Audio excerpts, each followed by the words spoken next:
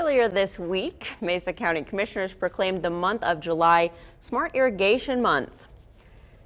This guy's best buddy and KREX5 News reporter Katerina Chrysopoulos spoke with members of the Smart Irrigation Month campaign to find out why it's important to conserve water now more than ever. Well, Jen, Kingston, when people think of conserving water, we normally picture how much water we're using indoors. However, here in the Grand Valley, the main issue is how much water we're using outside of our homes. With it being one of the hottest months of the year, it's important to keep these tips in mind.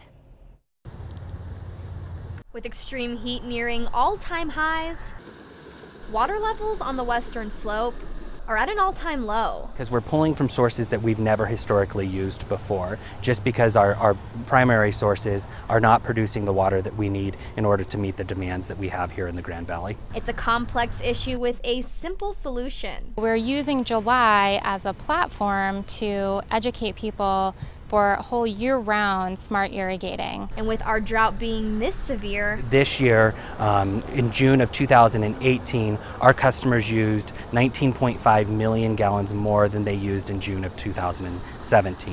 There are a few steps you can take to begin conserving water, starting with your sprinkler system.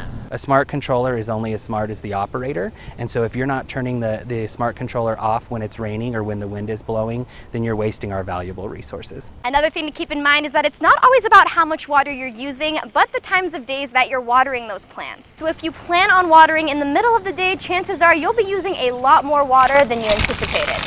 Absolutely nobody should be watering their lawns or landscape after 10 a.m. You should be watering in the coolest parts of the day to avoid the evaporation. Right now, Mesa County may be under voluntary water restrictions, but that could easily change. If we have another snowpack and another drought year next year, that's where we're really going to see the mandatory water restrictions go into place, because we're not going to have the water available. Because low water levels affect the whole community.